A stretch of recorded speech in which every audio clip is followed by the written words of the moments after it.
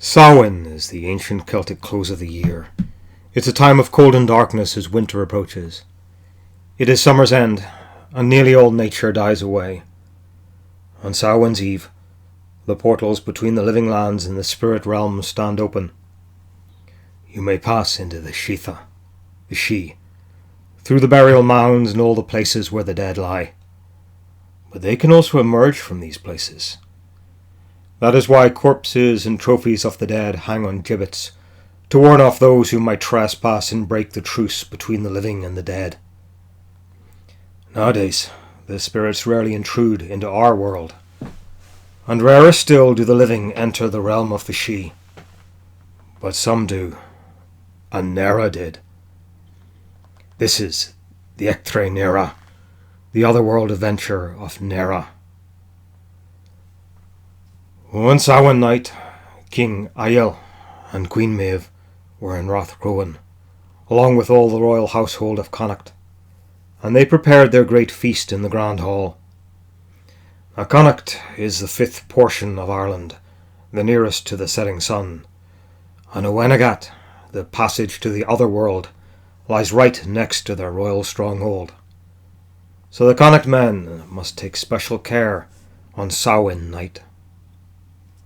The day before the Samhain feast, 2 enemy captives had been hung on the boundary road. During the festivities, it was custom for the chief to set out a challenge. So Aiel says, "Will any man go to that gallows tree now? Will any warrior dare tie a fresh green willow knot around the foot of the hanged one? For the man who does this can claim from me any reward he wishes." Now the darkness and horror of that night were great. Wrongful spirits always appear at Samhain. Each of the champions of Connacht went out alone into the darkness to try his courage, but soon all came back to the fireside in the royal hall. None could claim the task done. At last, Nera got to his feet among the Connacht men, and he says to the chief, "I will have that reward from you. I will go out and I will do that task." "Do it, and you'll have my gold-hilted sword," says Aiel. So Nera armed himself well and headed out into the darkness of that night. When he came to the hanging tree, he tied a green willow strip around the foot of the first dead captive he came to. For the subtle green rod will bend and bind the dead, just as the green willow can tie dead willow sticks to fit them for service to the living. But 3 times the green rod failed to bind the feet of the hanged man. 3 times the knot came undone. Then the corpse captive spoke. "No knot you can bind me. Morning will come and no knot will hold me. Listen to my words and tie the knot as I instruct. Push the spike through that loop you make to form the knot, and that will seal the bind." So Nera did as he was bidden, and pushed the spike of the willow strip through the special loop to form the knot, and it held. Then the corpse said from his gallows, "Well done, Nera." "Aye, it is well done indeed," says Nera. "Now, by your honour as a warrior, take me upon your back to a place where I may get a drink. For when I was hung, a great thirst came upon me. Do this, and I shall reveal something that will be of great benefit for you and yours." "Come onto my neck, then," said Nera. And the corpse captive climbed down and clung round the neck of Nera. "Where shall I take you?" says Nera. "Go to the nearest dwelling," says the corpse. So off they went to the nearest house, and they saw a circle of burning embers around the path to the doorway. "Our drink is not to be found in that house," says the corpse, "for the hearth fire is always raked, and the dying embers have been cast out into the night.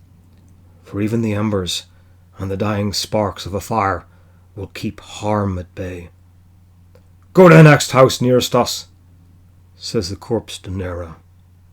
And they went there, and they saw a pool of water thrown out for an inch the doorway. "Don't go into that house," says the corpse, "for they threw away their water after it's been used for washing and bathing. They sling out their slops and their tub of filth before they sleep." "Go to the next house," commands the corpse. And so they reached that dwelling, and the dead one says, "I think my drink is in that place. Set me down on the ground, Nera, and let me be free." So Nera sets him down, and in he goes, into the house.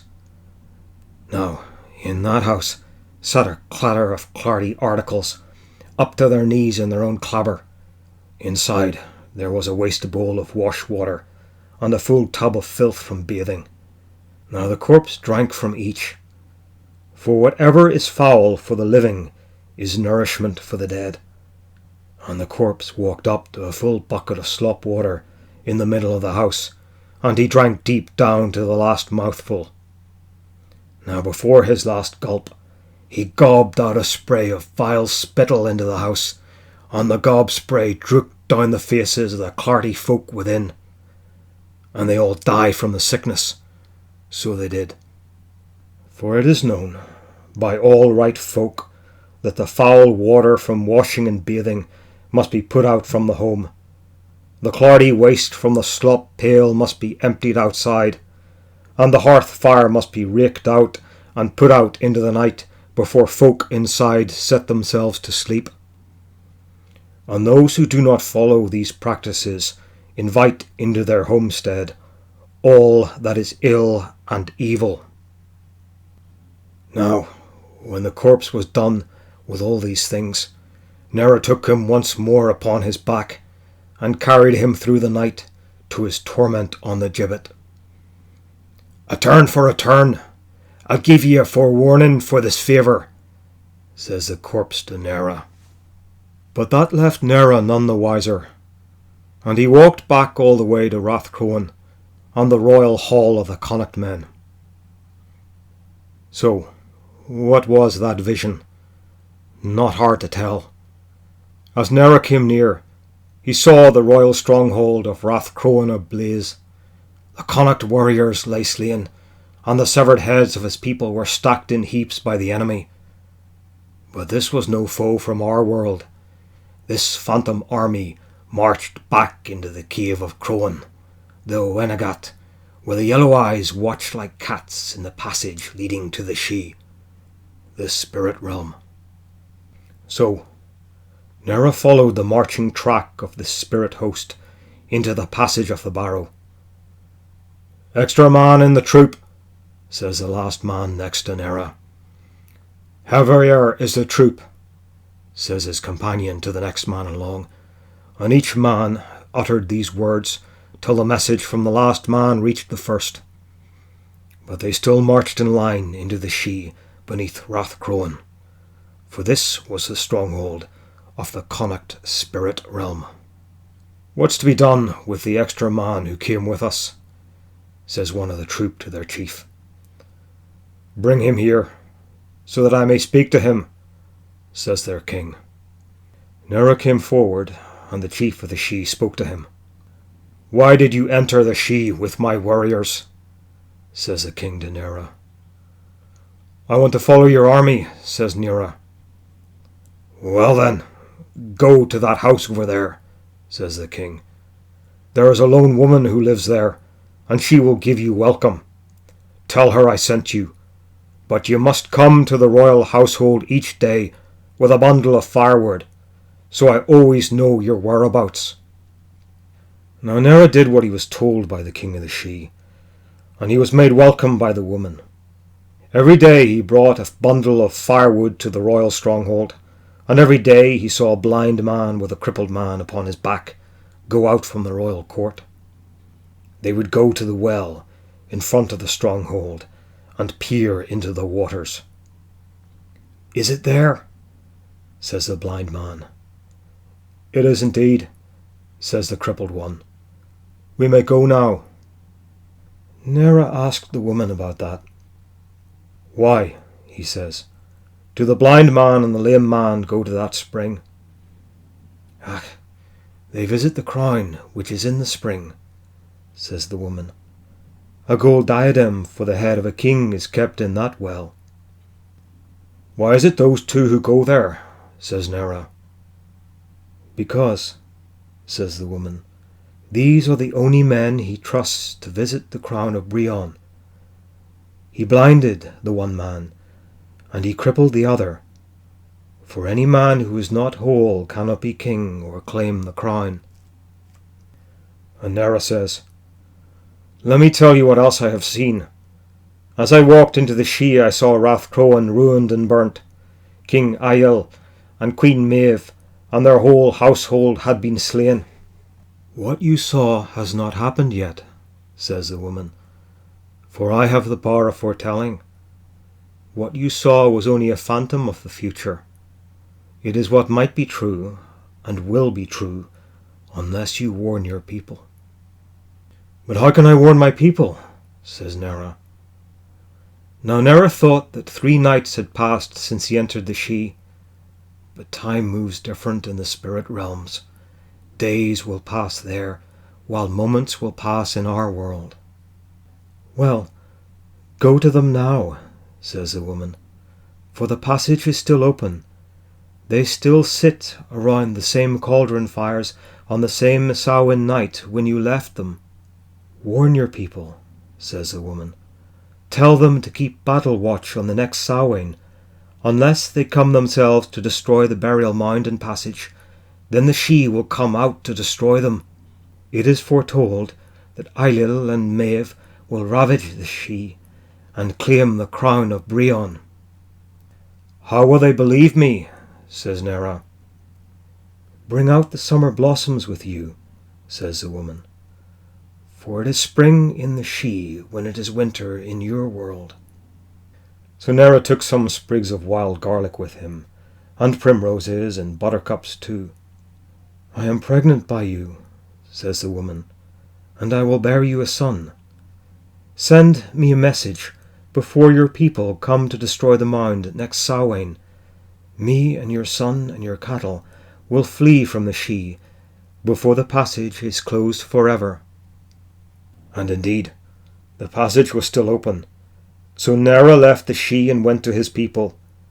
Sure enough, he found the Connacht men gathered around the same cauldron and the same fires of that same Samhain night when he had left. How'd you get on? Says Ailill and Maeve to Nera. You've been gone a queer while. I have been gone a long time, says Nera, for I crossed into the fair lands of the Shee. I saw an abundance of clothing and food, great riches and strange treasures that you cannot ken. But I saw that they will come to destroy you on the Samhain night that is coming next, unless we take action. And Nera told them his story, and right enough they believed him when he showed them the fresh summer's blossom from the Shee. Then we will go against them, says Ailill. We will wreck their mound and close the passage. But that can't be until when it opens next Samhain. But Nera, you better do as your woman says, and get her and your wee son out before we attack. So Nera waited the whole year for the next Samhain and the passage to open again. Now this was a year when Fergus mac Roach left Ulster for exile in Connacht, and his troop of Ulster warriors, that black host of traitors, joined the royal court at Rathcrowan. Now's the time, says Ailill. Get your kin and your cattle out of the Shee, Nera, for we're about to march to destroy the mound. If you care for anything in the Shee, go in and bring it out. So Nera went into the mound, and through the passage into the Shee, and the fighting men of Connacht and the black exiles from Ulster waited in their warrior troops to attack. And they waited for Nera to come back from within with all he cared to save. But no one came out. So the warrior troop attacked the mound. They tore into it. They ripped it apart and closed the passage. And there beneath the mound they found buried the crown of Brion, as Nera had said. For that well in the spirit realm was a dry pit in our world. And that is how Connacht acquired this wonderful treasure. But there was no sign of Nera, or any spirit folk within that mound. For Nera never left the She with his kin, and he has not come out yet, and he will not come out till the end of time.